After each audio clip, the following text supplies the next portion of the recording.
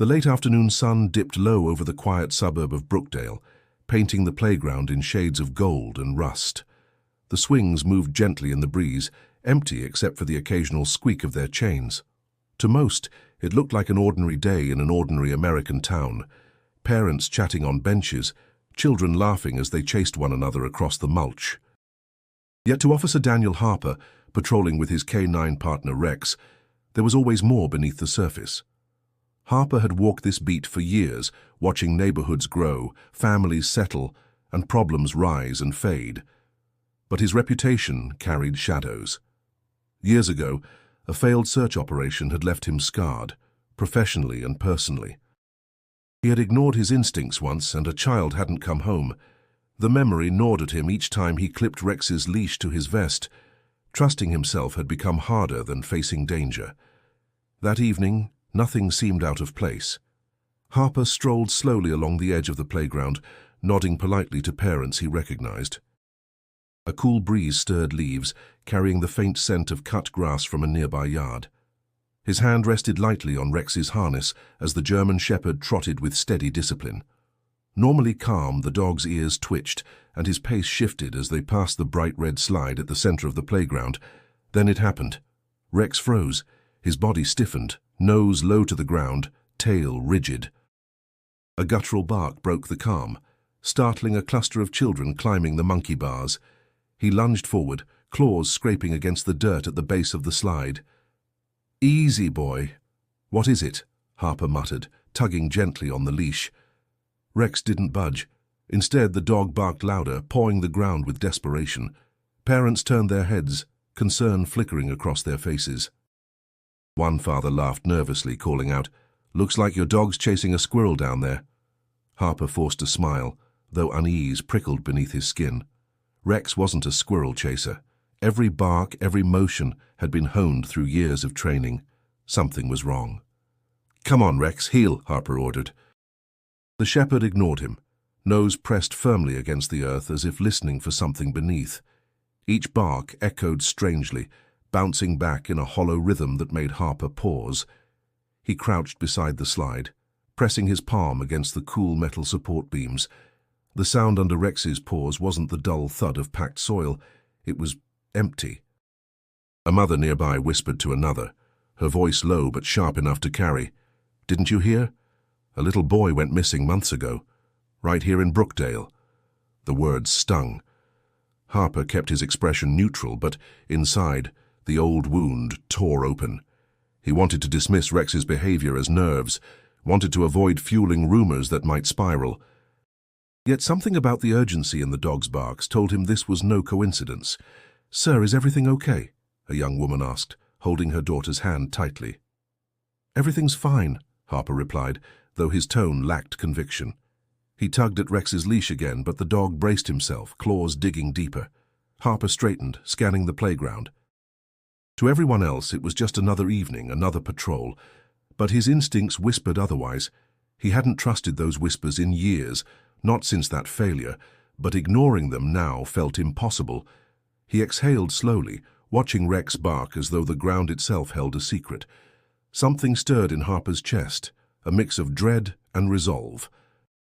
And for those of you listening, this story is only beginning. If you want to follow every step of this tense journey, make sure to subscribe to the channel right now. Stories like this one remind us how ordinary places can hide extraordinary truths, and you won't want to miss what comes next. Harper knelt once more, resting a hand on Rex's back. The dog's heartbeat thudded beneath his fur, strong and relentless. "All right, partner," Harper whispered. "Show me what I'm missing." The playground's laughter faded into the background as Harper leaned closer to the slide. The hollow echo still lingered beneath his touch, faint but undeniable. And as the sun sank lower, he realized Rex wasn't just barking, he was warning. Something lay hidden beneath Brookdale's cheerful playground, and Harper's life was about to change forever. Rex's barking refused to fade. Each sharp sound cut through the playground chatter, echoing across the open field like an alarm only Harper truly understood. The children, curious at first, began edging away, sensing the dog's agitation. Parents called them back with uneasy glances, their relaxed evening suddenly shadowed by tension. "Harper, what's going on with your dog?" a father asked, crossing his arms as if demanding an explanation. Harper avoided his gaze. "He's trained to alert when something's unusual," he said, crouching again near the base of the slide.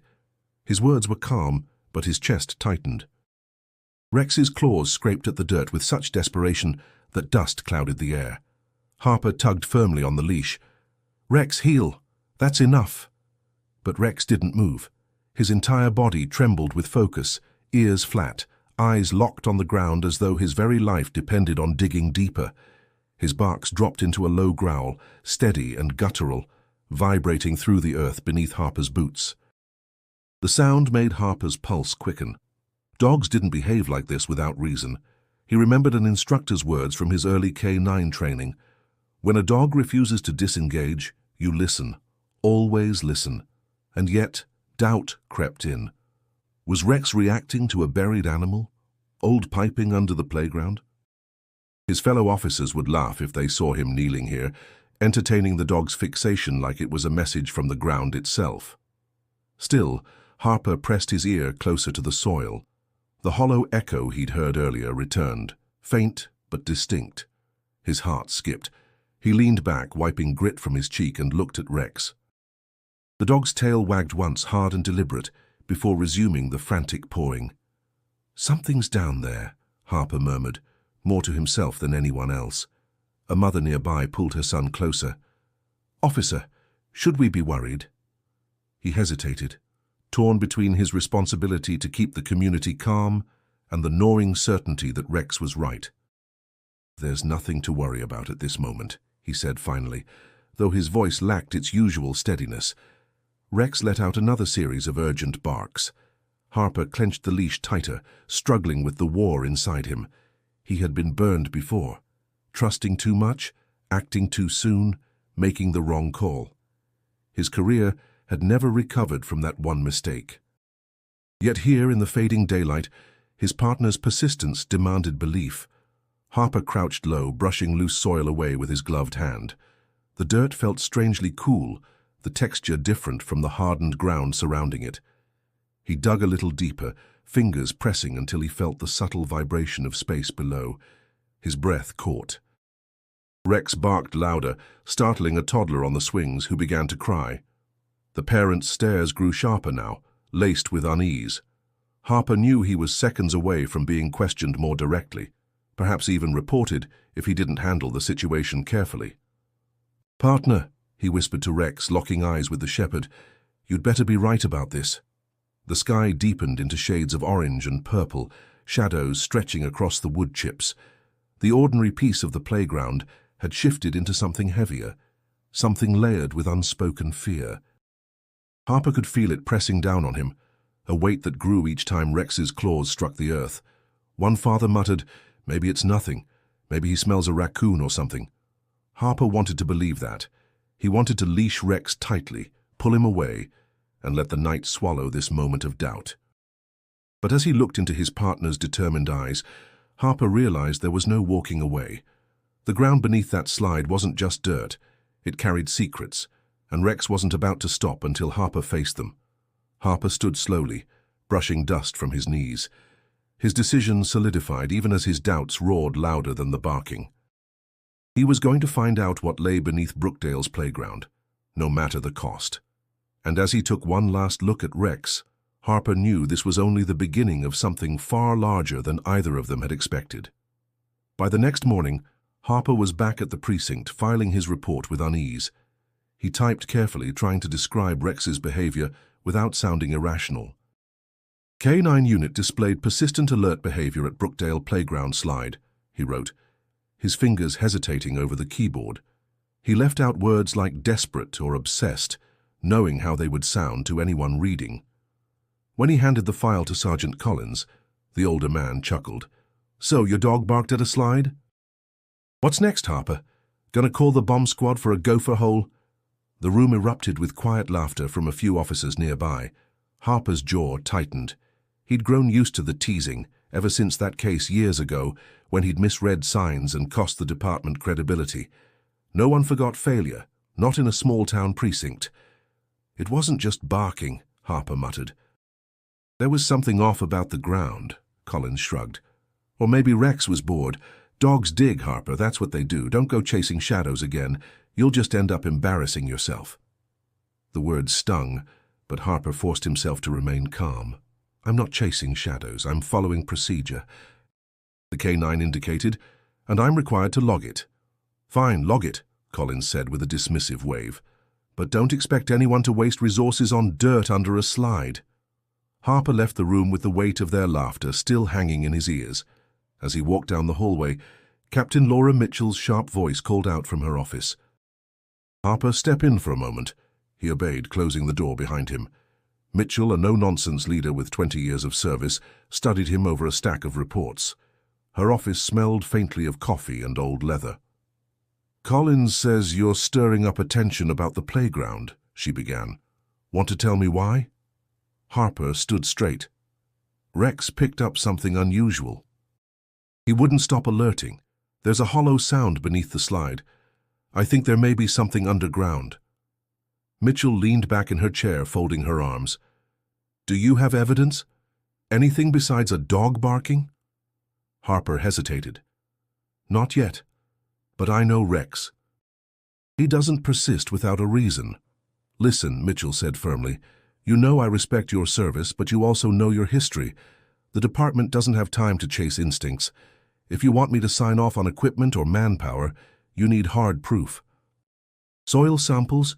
Structural reports, Myers. Something I can defend when the town council asks why we're digging up a children's playground. Her words carried no malice, just the sharp edge of responsibility. Harper nodded, though frustration simmered inside him. I understand, he said quietly. Good, Mitchell replied. Until then, leave it alone. That's an order. Harper left her office with a storm brewing in his chest. Outside, Rex waited in the patrol car, watching with alert amber eyes.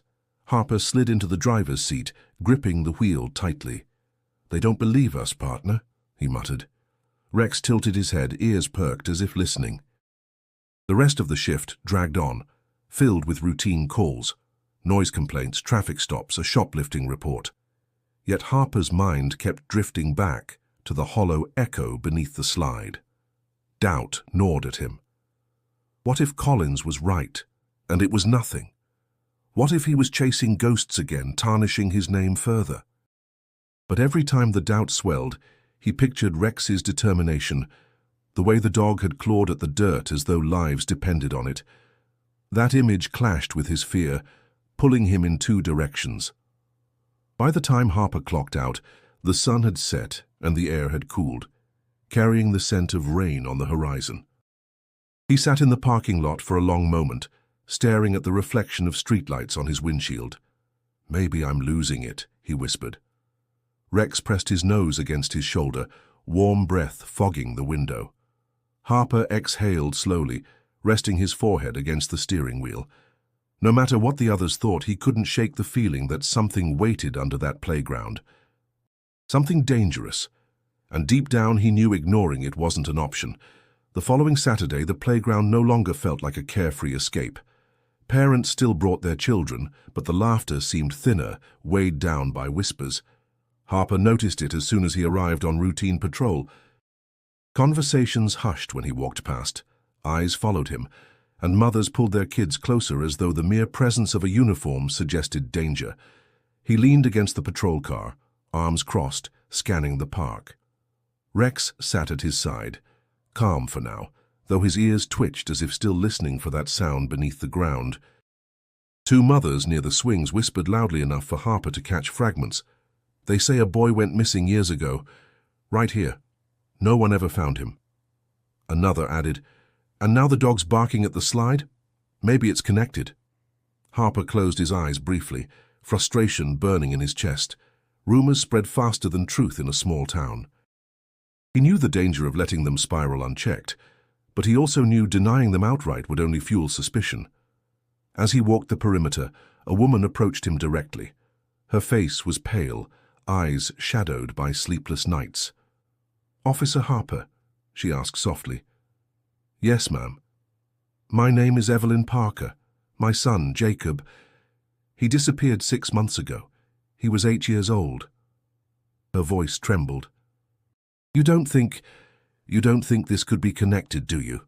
Harper felt the weight of her gaze like a stone pressing against his chest. He remembered the missing child case, how the boy had vanished without a trace on his way home from school. The department had found no leads, no evidence, nothing but heartbreak. I'm sorry for your loss, Mrs. Parker, Harper said carefully. But I can't speculate. We don't have evidence to link anything to your son right now. Tears welled in her eyes. But your dog, he found something, didn't he? That's what people are saying. Harper hesitated. Protocol told him to deflect, to say no, to dismiss her fears. But the truth pressed against him, heavy and unrelenting. Rex indicated something unusual, he admitted quietly. But until we know more, I can't say what it means. Evelyn clutched her sweater tighter around her shoulders, her voice breaking. Please, don't let them ignore this. Don't let my boy's memory fade like the others. Harper wanted to promise her he'd find Jacob, but he knew better than to offer what he couldn't guarantee. Still, her plea carved into him, fueling the same gnawing determination Rex had sparked days earlier. As she walked away, whispers grew louder across the playground. A group of teenagers pointed at the slide, daring one another to touch it. A father pulled out his phone, recording while muttering about evidence. The air buzzed with nervous energy, each rumor feeding the next, until the place felt less like a playground and more like a stage for suspicion. By late afternoon, a local reporter showed up with a cameraman, her sharp eyes scanning for a headline. Officer Harper, she called out, what can you tell us about the tunnel under the playground? There's no tunnel, Harper said firmly, jaw tight. The K9 unit responded to something we're still investigating, that's all. But residents are saying children have gone missing for years in Brookdale, she pressed. Is this playground part of that mystery? I'm not here to speculate, Harper snapped, then forced his tone to soften. The department is reviewing the situation. The camera light blinked red, capturing every flicker of doubt in his expression. He knew by morning the story would spread beyond Brookdale. That night, as the last families trickled away, Harper knelt by the slide once more. Rex lowered his nose to the ground, whining softly, ears pressed flat. Harper dug a handful of dirt with his bare hands, ignoring the sting of grit against his skin. The soil gave way too easily, as though something beneath had disturbed it. He stopped, staring at the dark patch, heart pounding. Orders told him to leave it alone. The captain demanded proof. But the ground beneath him whispered the same message as Rex's relentless bark. This wasn't over. And deep inside, Harper knew he was about to cross a line he could never step back from. Harper returned to the playground late Sunday afternoon, long after most families had gone home for dinner. The setting sun stretched long shadows across the slide, its bright red paint glowing faintly in the fading light. The air was cool, damp with the smell of rain from a passing morning storm. Rex trotted beside him, tail stiff, nose twitching with restless energy. Let's settle this, Harper muttered, kneeling again at the base of the slide. He pulled off his gloves, sinking his fingers into the soil. The ground was softer than it should have been, loose, damp, and uneven. Each handful came up too easily, almost as if something below had been disturbed recently. Rex barked sharply, pawing the same spot with renewed determination.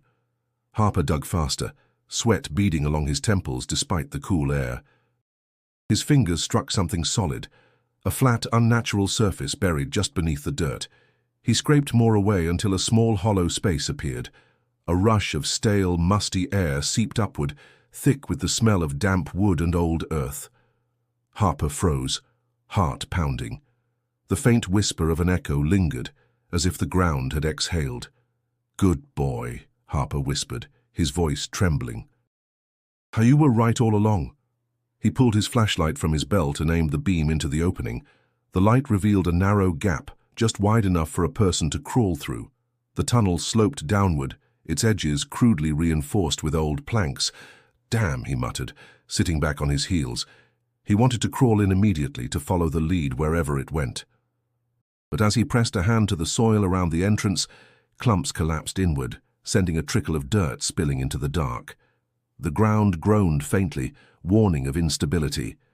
One wrong move could bury him alive. Rex whined, ears flat as if sensing the danger. Harper pulled out his radio, voice tight. "This is Officer Harper, requesting immediate backup at Brookdale Playground. Possible underground structure discovered. Need controlled excavation." Static crackled back before a dispatcher confirmed units were on the way. Harper sat back, trying to calm his racing pulse. He had proof now, not speculation, not rumor. Something was beneath that slide, and Rex had led him straight to it. Minutes later, headlights cut across the park as two cruisers arrived. Sergeant Collins stepped out first, followed by two younger officers. He walked over with a smirk already forming. "What have you got this time, Harper? Another hollow echo?" "See for yourself," Harper said flatly, pointing to the exposed opening. Collins crouched down, shining his own light into the gap. His smirk faltered. "Well, I'll be damned." One of the younger officers let out a low whistle. "That's a tunnel, isn't it?" "Could be," Collins muttered, though his voice carried less confidence now. He straightened, brushing dirt from his knees. "But this isn't safe. If you go in there without proper support, the whole thing could cave in." "I already called it in," Harper said. "We'll need controlled digging reinforcement." "I'm not risking a collapse." Collins eyed him for a long moment, then sighed. "Guess the mutt earned his paycheck." Harper ignored the jab. He crouched once more beside Rex, running a hand over the dog's fur. "You found it, partner. You didn't give up." The playground was quiet now, the earlier unease replaced by the heavy silence of discovery. Harper couldn't shake the feeling that he had just stepped onto the edge of something enormous, something that reached far beyond a simple hollow space. He stood, dusting dirt from his hands, and glanced at the dark entrance yawning beneath the slide. The stale air still drifted upward, carrying with it the faintest trace of something more than soil and wood. Something human. Harper's stomach tightened. Whatever waited inside that tunnel, it wasn't going to stay buried for long. By Monday morning, yellow police tape wrapped around the Brookdale Playground, fluttering in the cool wind. The cheerful sound of children had been replaced by the rumble of engines and the metallic clatter of tools. Harper stood just outside the taped perimeter, arms crossed, watching as a small excavation crew carefully widened the opening beneath the slide. Rex sat beside him, silent but alert, his sharp gaze fixed on the dark gap. Captain Mitchell arrived shortly after, her posture sharp, eyes narrowed against the sun. She walked straight to Harper. "I hope you realize what you've done," she said in a low tone. "Half the town's already talking and the media's circling like hawks. This better be more than a hole in the dirt." Harper kept his voice steady. "It's more than that. You'll see soon enough." Mitchell didn't reply, but her expression softened slightly as she turned her attention to the workers. Each careful scoop of dirt revealed more of the entrance, narrow walls of soil braced crudely with rotting wooden beams. The deeper they dug, the stronger the smell of dampness grew, heavy with mildew and stale air that hadn't seen daylight in years. One of the crewmen cursed under his breath. "This ain't no animal burrow, someone built this." The words made Harper's stomach knot tighter. He crouched near the edge, flashlight in hand, shining the beam down the exposed shaft. The tunnel sloped steeply into darkness, its walls scarred by shovels or crude tools. Collins appeared behind him, arms folded.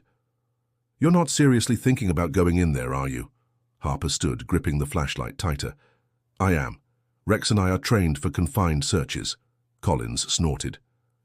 "Trained or not, that thing looks ready to collapse. You crawl in there, you'll be buried before you reach the end." Mitchell cut in sharply. "Enough. We'll proceed with caution. Harper, if you're volunteering to make first contact, you'll be tethered and monitored. No heroics, understood?" "Yes, ma'am," Harper said, though inside a current of nerves surged through him. The workers secured ropes and reinforced the mouth of the tunnel with temporary supports. Harper clipped a harness to his vest, Rex outfitted with his own line. The dog's ears perked, tail stiff, as if sensing the weight of what lay ahead. As Harper crouched at the edge, Mitchell's voice carried behind him. "Harper, if there's nothing down there, you'll answer for stirring up this chaos." He looked back briefly, meeting her eyes. "If there's nothing, I'll take the blame. But if there's something, we can't afford to ignore it." Without waiting for a response, he slipped into the narrow shaft. The earth pressed close on either side, cool and damp against his shoulders. Rex followed immediately, claws clicking against the packed soil, his breathing steady. The deeper they went, the less sound filtered from the surface. The tunnel swallowed everything, shovels clinking above, the murmur of officers, even the rustle of leaves in the breeze. All that remained was Harper's own breath, the faint creak of the harness rope, and Rex's steady movements just ahead. The air grew colder, thicker, carrying a stagnant scent of mold and decay. Harper pressed one hand against the wall, feeling the rough texture of the beams bracing the tunnel. They were old, splintered, but deliberately placed. Someone had built this space intentionally. A sudden sound stopped him cold. It was faint, almost imagined, the softest echo from deeper within, like a cry smothered by distance. Harper's pulse thundered in his ears. He glanced at Rex, who froze, ears angled forward, body tense. The dog let out a low, rumbling growl. Harper whispered into the darkness, his throat tight. "Hello? Is someone there?" For a moment, silence pressed in on all sides.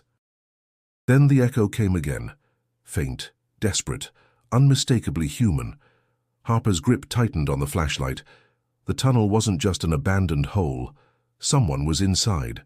Harper's knees scraped against the dirt as he pushed deeper into the tunnel, his flashlight beam trembling over the uneven walls. The air grew colder with each foot forward, thick with the smell of damp wood and stagnant soil. Claustrophobia pressed hard against his chest, the ceiling low enough that he had to keep his head bowed. Every sound seemed amplified, the crunch of his boots, the scratch of Rex's claws, the steady rasp of their breathing. Rex stopped suddenly, ears perked, nose close to the ground. His body stiffened, tail raised like a flag of warning. Harper froze, scanning the beam of light across the tunnel. Something about the way it twisted ahead unsettled him. It wasn't a natural curve of soil. It was deliberate, carved by hand. The marks of tools etched into the dirt walls glistened faintly with moisture. "Whoever made this," Harper muttered under his breath. "They knew what they were doing." Rex whined softly as if urging him forward. Harper swallowed hard, brushing sweat from his temple. He had trained for rescues in collapsed buildings, for searches in burned-out homes, but this was different. The silence here was alive, thick, almost suffocating. His past failure weighed on him like a second skin. He tried to steady himself. Trust the dog. Always trust the dog. Rex moved again, more cautiously now, nose darting left and right. Harper followed, his light catching fragments scattered in the dirt. A water bottle crushed flat, a torn shoelace frayed at the end, bits of fabric caked with mud. His stomach turned. These weren't remnants of animals burrowing. These were human traces, left behind by someone who had been down here. His voice echoed softly in the confined space. "Rex, someone's been living here." The dog answered with a low growl, the sound reverberating against the narrow walls. Harper tightened his grip on the flashlight. Every nerve in his body screamed to turn back, to climb into the open air where he could breathe freely again. But the memory of Evelyn Parker's tear-filled eyes anchored him. What if her son had been dragged down here? What if he was still somewhere in this darkness? He pressed forward. The tunnel narrowed further, forcing him to crawl on hands and knees. Dirt filled his gloves, scraping under his fingernails. His flashlight beam shook as he maneuvered through the tight squeeze, Rex squeezing through first with determined growls. Halfway through, Harper paused, his chest heaving. The air was heavier now, tinged with something sour that made his stomach lurch. He tried not to think of what it could be. His throat felt raw, the silence pressing harder. Then he heard it. A faint sound carried through the passage, soft, almost indistinguishable. At first he thought it was his imagination, the blood pounding in his ears. But when he stilled, holding his breath, he heard it again. A voice. A child's voice. Weak, muffled, but real. His heart lurched. "Hello?" he called, his voice cracking in the dark. "This is Officer Harper. Can you hear me?" The sound came again, clearer this time. A small broken cry. It sent shivers crawling down his spine. Rex barked sharply, the sound bouncing back in dissonant echoes. Harper forced himself forward, his body scraping against the walls until he broke free into a slightly wider section. His flashlight beam landed on rough wooden planks, jammed together into a crude barrier at the tunnel's end. He pressed his ear against the wood, his heart hammering.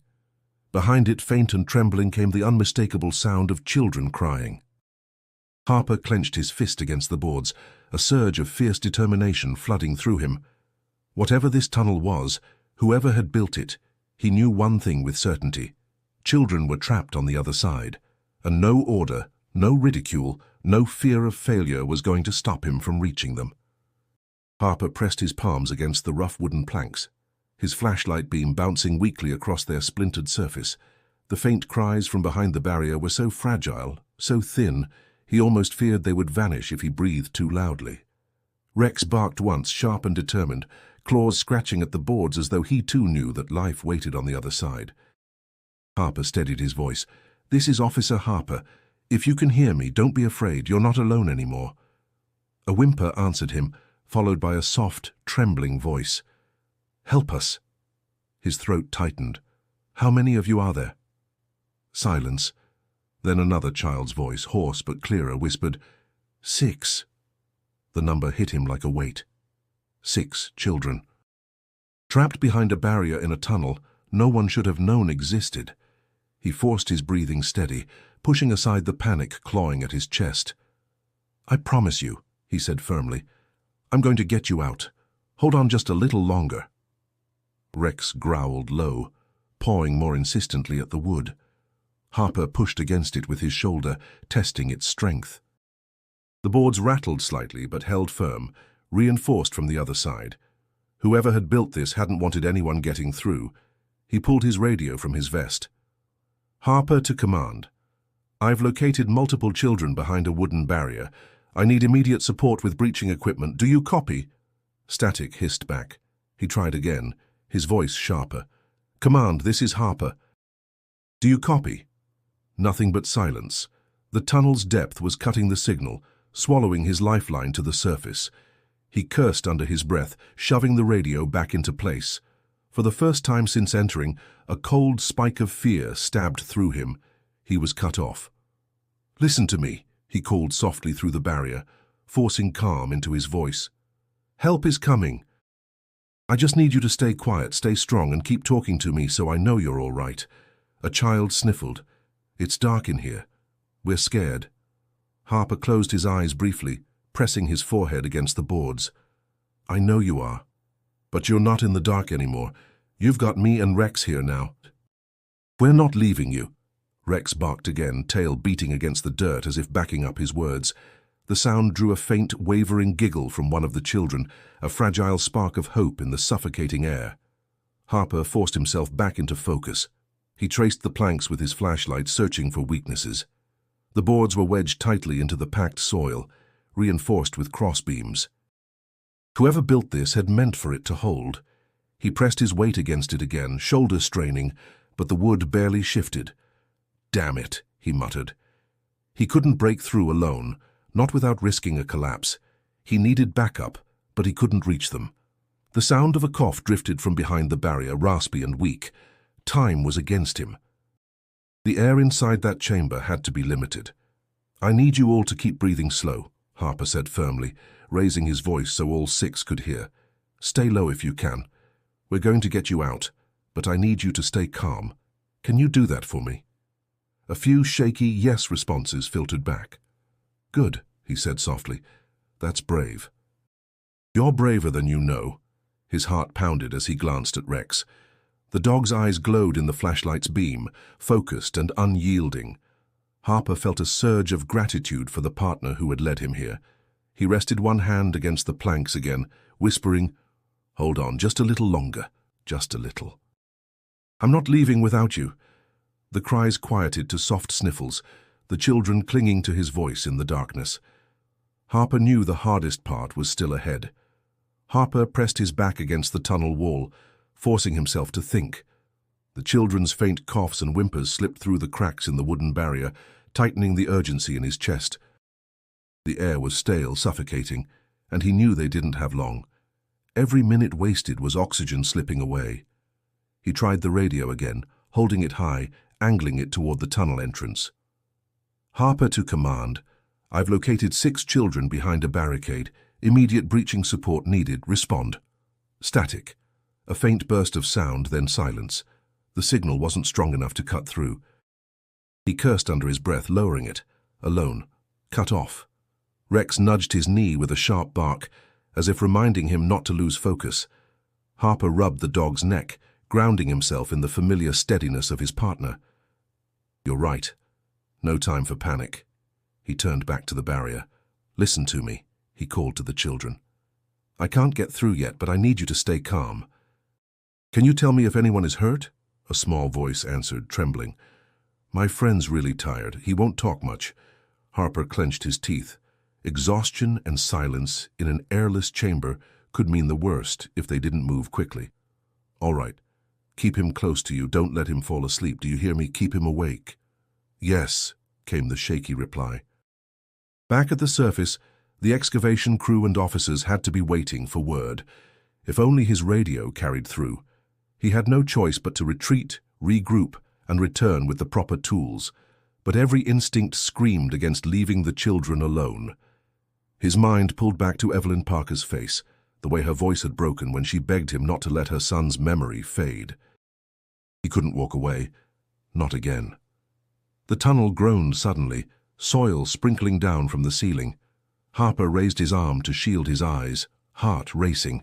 The beams bracing the walls creaked under invisible pressure. One collapse could bury them all before rescue even began. Rex barked furiously at the planks, clawing against them with relentless energy. Harper grabbed his harness, pulling him back. Easy, boy, we can't bring this whole thing down on them. A faint knock tapped from the other side of the wood, weak but deliberate. Harper froze, then pressed his ear to the boards. Was that you? He asked. Yes, a child whispered. We heard something fall. Harper forced his voice calm, though his pulse thundered. It's okay. Stay where you are. Don't push on the walls, just keep breathing. He leaned back, wiping sweat and dirt from his forehead. He had to make a decision, go back to the surface and risk leaving the children in silence, or keep trying here and risk collapse. Both options tore at him. The memory of his past failure flared like a wound. He had hesitated once, trusted procedure instead of instinct. A child had paid the price. He wasn't going to let history repeat itself. I won't leave you, Harper said through the barrier, voice steady with conviction. I swear to you, I'm staying right here until we break through. You're not alone anymore. The children's sniffles quieted, their breathing steadier. Even without seeing him, they clung to his voice. Rex settled beside him, body pressed against Harper's leg, a silent anchor in the darkness. For now, Harper's hands were tied. But the sound of those coughs, the fragile voices of 6 lives depending on him, carved a promise deep into his soul. Whatever it took, he would find a way to tear through this barrier. And as another groan rippled through the tunnel walls, Harper knew one truth: time was running out. Harper crawled backward through the tunnel, his shoulders scraping against the damp soil until he reached the open air. The moment he surfaced, gasping in the fresh breeze, officers swarmed him with questions. Captain Mitchell pushed forward, her expression sharp with urgency. Well? She demanded. They're in there, Harper said, voice hoarse. 6 children alive, trapped behind a wooden barricade. A collective silence fell over the group before breaking into hurried movement. Orders were shouted, equipment unloaded. The excavation crew scrambled to reinforce the tunnel entrance with steel frames, preparing to stabilize it for a breaching attempt. Mitchell gripped Harper's arm, her eyes fierce. Are you certain? I heard them. I spoke to them. They're running out of air, Harper said firmly. We don't have ours. We might not even have one. Mitchell hesitated, the weight of liability pressing visibly on her shoulders. Finally, she nodded. All right, let's move. Within minutes, specialized rescue tools were lowered into the tunnel. A portable ventilation hose began pumping oxygen inside, the hum of its motor echoing across the playground. Harper clipped back into his harness, determination burning through his exhaustion. Collins stepped up beside him, uneasy. "Harper, if this tunnel collapses, you won't make it out. Are you sure about this?" Harper looked him squarely in the eye. "There are 6 kids down there. I'm not leaving them." Collins swallowed hard, then gave a reluctant nod.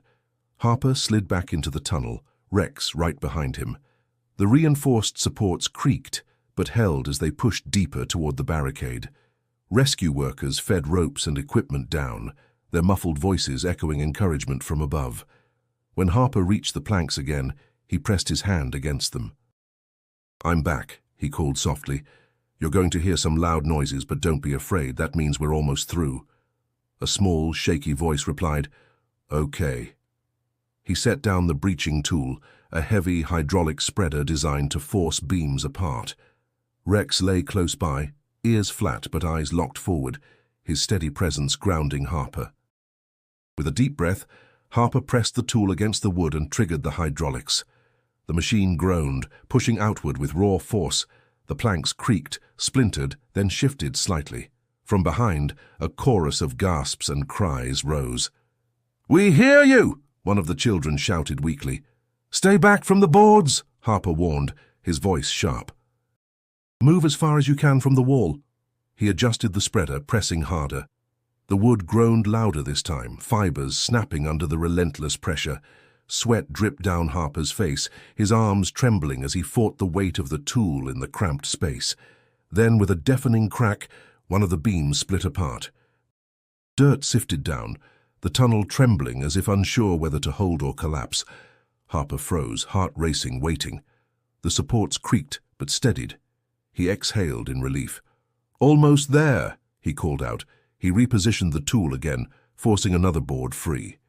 This time the opening widened enough for light to filter through. His flashlight beam revealed terrified eyes staring back at him from the darkness beyond. 6 small faces, pale, streaked with dirt, but alive. The children gasped as Rex barked, his voice fierce and commanding, a promise that they were no longer abandoned. Harper reached a hand through the narrow gap, his voice breaking with emotion. "You're safe now. We're getting you out." Tiny fingers brushed against his glove, clinging desperately. He swallowed hard, his chest tight. Behind him, the rescue crew's voices echoed down the tunnel. "Keep opening it. We're ready to pull them out." Harper nodded, determination hardening once more. He pushed the tool into place again, forcing the barrier wider, beam by beam, until the gap was large enough for the first child to crawl through. And as a small figure edged toward freedom, Harper felt the weight of the moment settle deep in his chest. The nightmare wasn't over yet, but for the first time hope was real. The opening in the barricade widened enough for Harper to crawl through. He squeezed past the splintered planks, his flashlight beam cutting through the stale air of the hidden chamber. The space was small and crudely dug, its walls braced with beams that sagged under the weight of the earth. The smell hit him immediately. Damp soil, mildew, and the sour tang of unwashed bodies. 6 children huddled together against the far wall. Their faces were pale, streaked with dirt, eyes wide with fear. Some clung to one another, others simply stared, too weak to move. Harper's chest constricted at the sight. "It's all right," he said softly, lowering his voice. "I'm Officer Harper. You're safe now. We're going to get you home." One of the children, a boy no older than 10, stepped forward shakily. His lips were cracked, voice hoarse. "And we thought nobody was coming." Harper crouched, meeting the boy's gaze. "We're here now. You've been so strong, stronger than most grown men I know." The boy's eyes filled with tears as he nodded. Behind him, a little girl whispered, "Is the dog real?"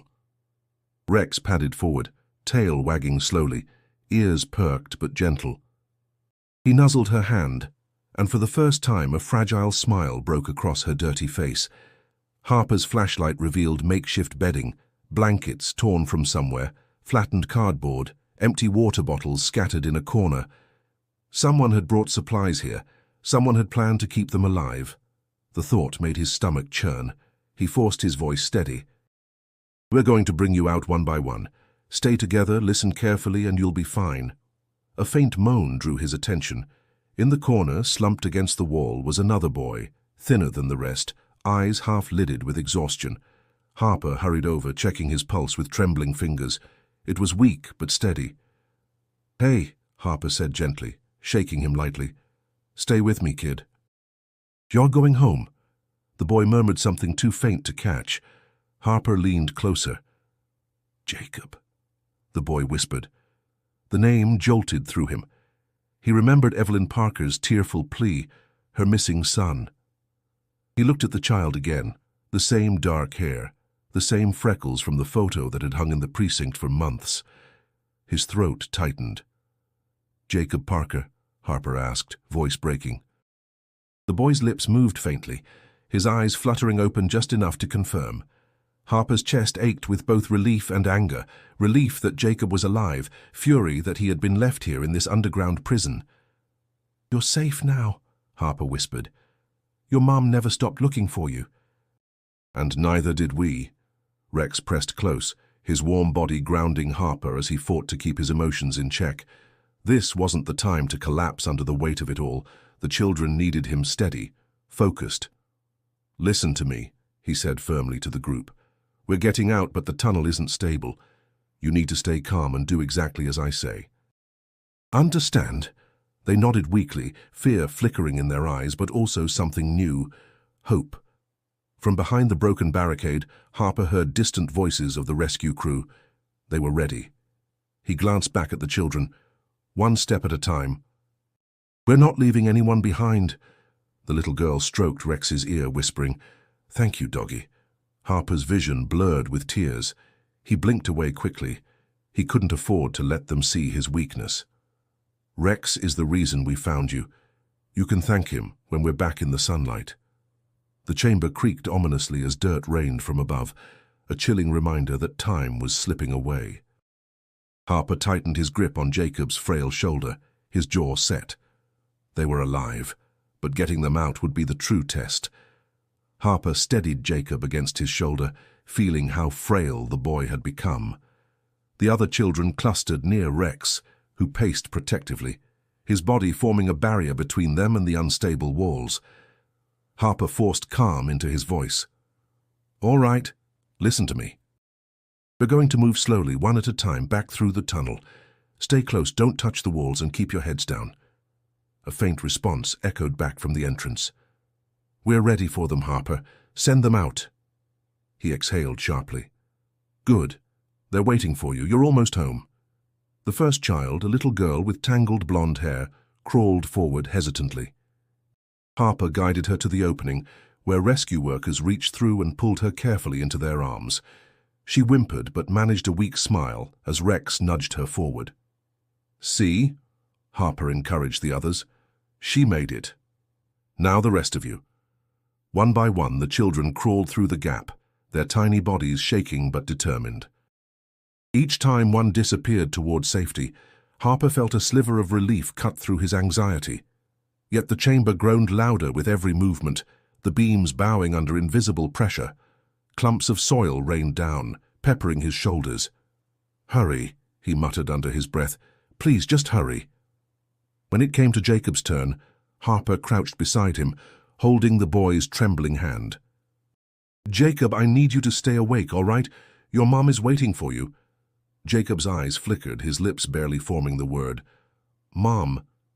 "That's right," Harper whispered fiercely. "Mom, you're going to see her, but I need you to crawl with me." With effort, Jacob nodded. Harper wrapped an arm around him, supporting his weight as they began moving toward the gap. But before they reached it, the ground shuddered violently. A deep crack thundered through the chamber and the ceiling sagged. "Move! Move now!" Harper shouted. Rex barked wildly, herding the remaining children forward. Dirt cascaded down in choking waves as beams snapped with sharp splintering cracks.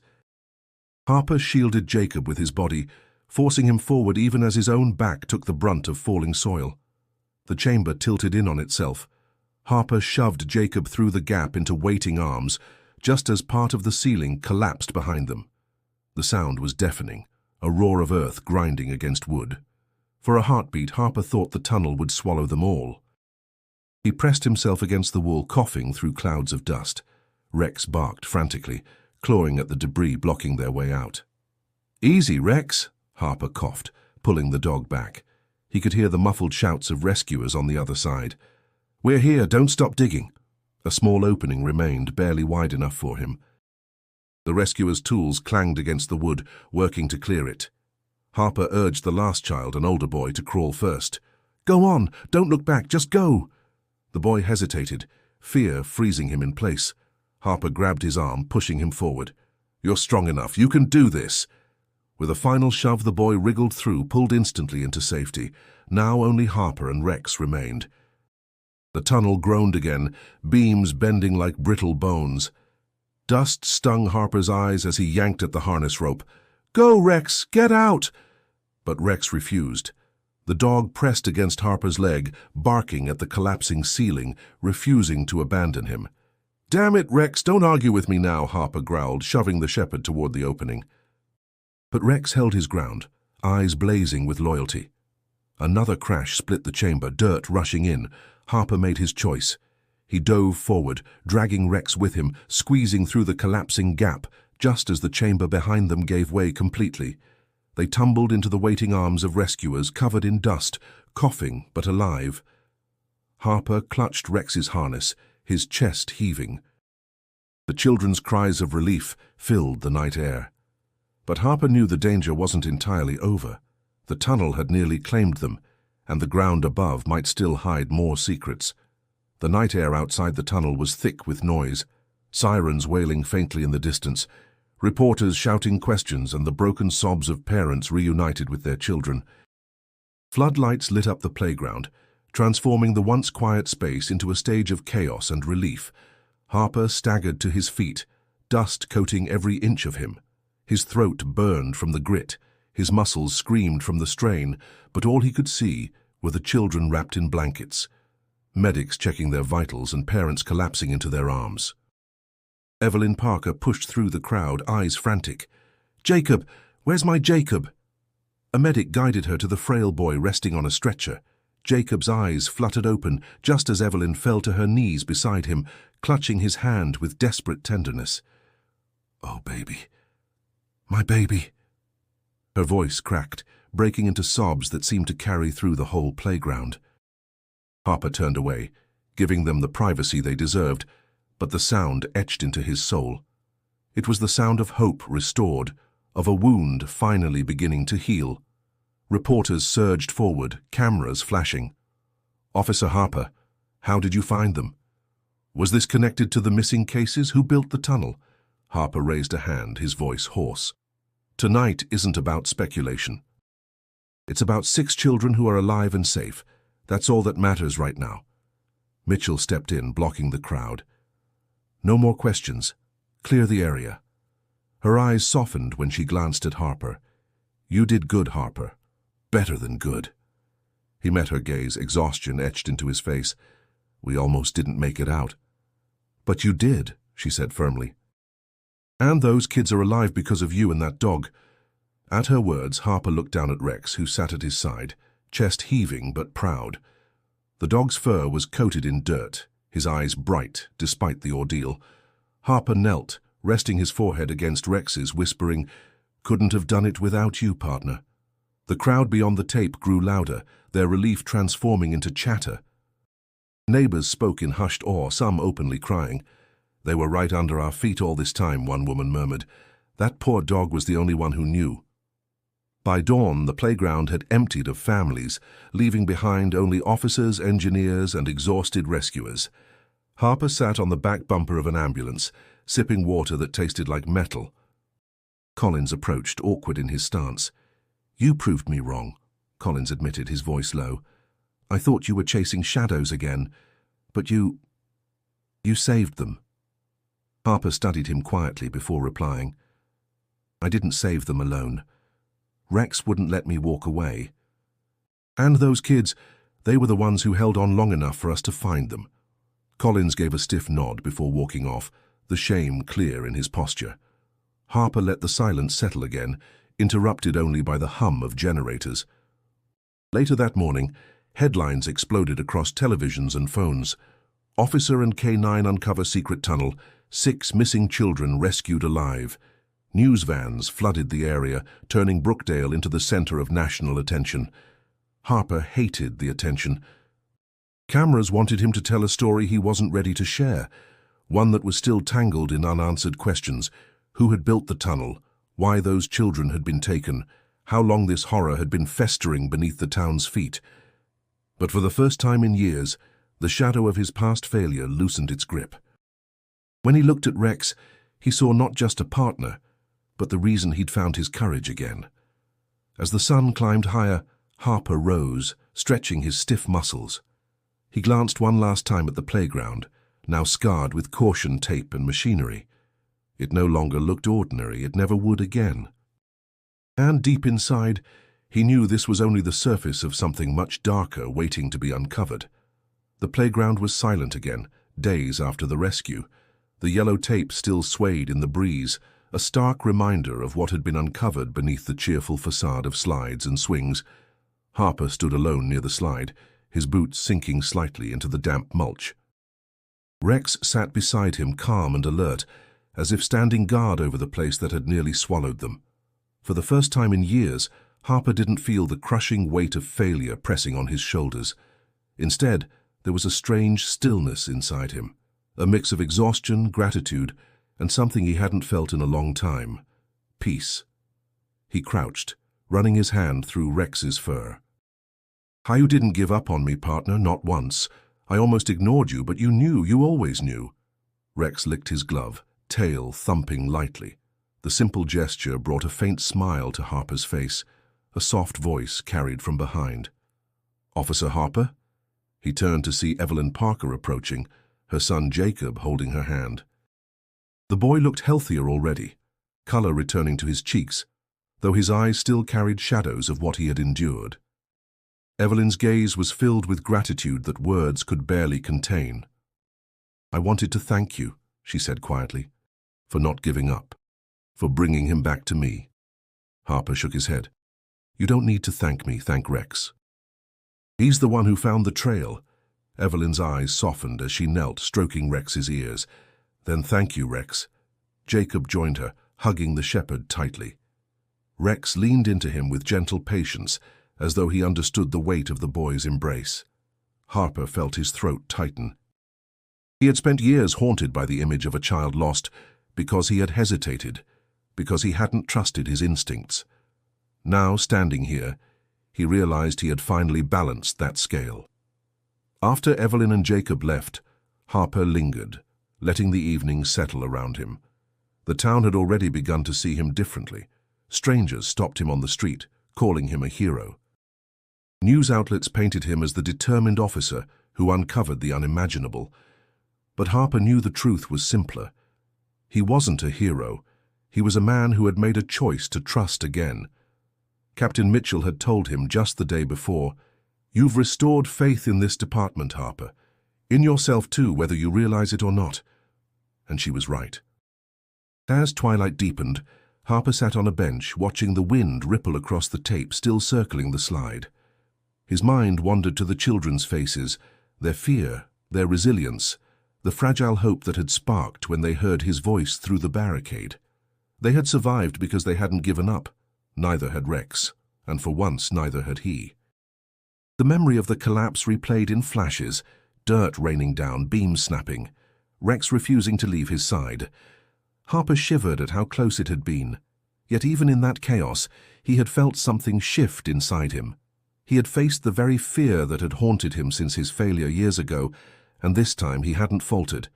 He spoke aloud, his voice steady in the empty park. "Maybe redemption isn't about erasing the past. Maybe it's about proving to yourself you can still stand even after you've fallen." Rex lifted his head, ears twitching, as though agreeing. Harper stood, brushing the dirt from his uniform. The playground, though scarred, would one day echo with children's laughter again. Life would return here, stronger than before. As he and Rex walked away, Harper felt lighter. The shadows of his past hadn't vanished, but they no longer controlled him. He carried them, yes, but now they walked beside something greater: hope, loyalty, and a bond that had saved lives. And in that quiet walk home, Harper knew he had finally found healing. The community gathered in Brookdale's town hall a week later, the atmosphere heavy with memory but lifted by gratitude. Families filled the rows, parents holding their children close, whispering thanks to anyone in uniform who passed by. At the front, a banner read, "Honoring the courage of those who never gave up." Harper stood quietly near the side of the stage, uncomfortable under the weight of attention. He had spent most of his career avoiding the spotlight, content to serve without recognition. But tonight wasn't about him. It was about the children, their families, and a town that had faced something unthinkable together. Rex sat at his side, fur brushed clean, his eyes scanning the room with calm vigilance. When his name was called, Harper walked to the podium, the sound of applause echoing through the hall. He cleared his throat, gripping the edges of the lectern. "I don't stand here alone," he began, his voice steady but humble. "I stand here with a partner who refused to stop barking when everyone else thought nothing was wrong. Rex saved lives that night, not me. I just listened." A ripple of agreement moved through the crowd as eyes turned to the German shepherd, who lifted his head proudly at the mention of his name. Harper paused, searching the faces before him. He saw Evelyn Parker with Jacob resting against her shoulder, both of them smiling softly through lingering scars of fear. He saw the other families, children wrapped in safety that had nearly been stolen forever. "I won't pretend it was easy," Harper continued. "The truth is I almost ignored him. I almost let doubt and fear silence what I knew in my gut to be true. But I've learned something. Redemption doesn't come from being perfect. It comes from refusing to quit when it matters most." He took a breath, letting the words settle. Those children never quit.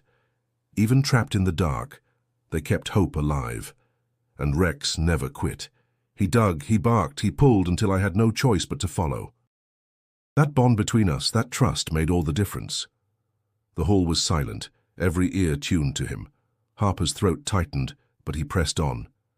"We can build stronger fences, better systems, more precautions, but what truly protects us is each other. Listening when someone cries for help, believing even when the evidence seems small, standing together when it would be easier to walk away." His gaze fell once more on Rex. "I owe my partner my life, and we all owe him the lives of 6 children who are home tonight."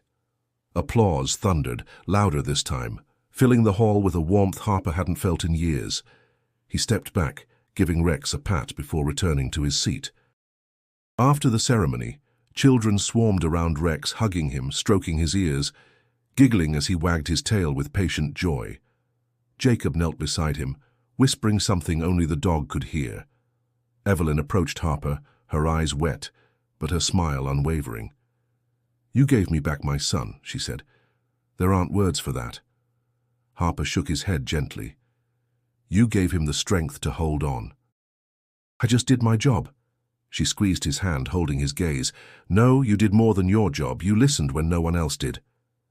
Later, as Harper and Rex walked out into the crisp night air, the town hall glowing behind them, he felt a peace settle inside him.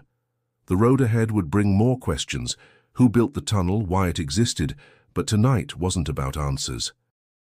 Tonight was about survival, hope, and a bond that had changed everything.